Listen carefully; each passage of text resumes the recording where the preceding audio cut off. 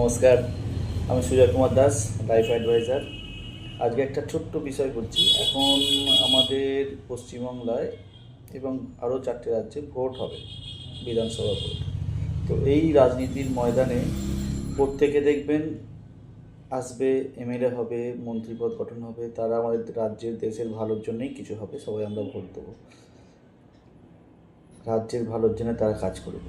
কিন্তু আমরা আমাদের নিজেদের ফ্যামিলির প্রতি কতটা দায়িত্বশীল একবার সেটা পরীক্ষা করে নেওয়া উচিত।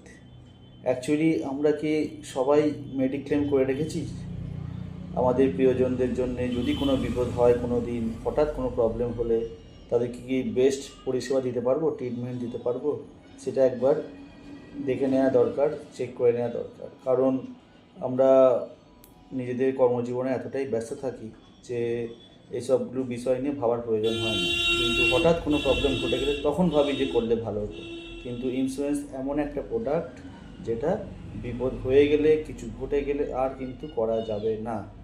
তাই আপনাদের সকলকে রিকোয়েস্ট করছি, হাত জোর করে রিকোয়েস্ট করছি, আপনারা দয়া করে নিজেদের পরিবারকে সবাই ভালোবাসেন, তাদের সুরক্ষার জন্য এবং নিজের সুরক্ষার জন্য অবশ্যই হেলথ ইন্স্যুরেন্সটা করে রাখুন। ধন্যবাদ, ভালো থাকবেন।